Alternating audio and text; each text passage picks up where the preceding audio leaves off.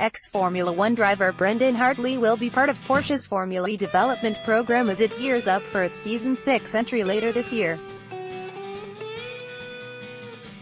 Porsche has confirmed that its two-time World Endurance Championship title winner will test its new FE contender alongside Neil Yanni, who was confirmed as Porsche's first driver for the 2019-20 FIA Formula E Championship in December.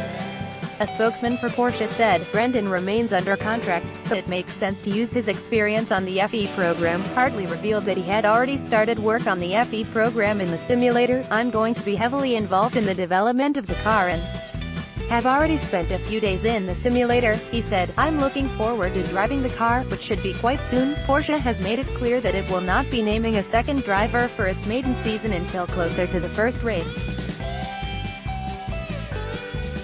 It is known to be still examining the possibility of signing an existing FE driver. The Porsche FE car began testing in earnest last Monday after a rollout the previous week, both runs taking place at its Weissach proving ground. Porsche Motorsport boss Fritz Enzinger told Autosport, "There were a lot of systems to test, but it was a good test and showed that everything is going in the right direction." Last week's test counted as the first of the 15 days of on-track development Porsche would be permitted before official pre-season testing begins. Yanni drove the car after flying back from Sebring after the pre-event test ahead of last Friday's WEC race, which he contested with Rebellion Racing.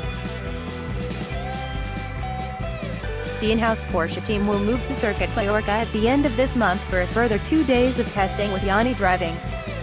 Porsche will also use the Calafat track on the Spanish mainland, which, like Mallorca, has been used by multiple FE teams. Share this article on Facebook, Twitter, LinkedIn, email.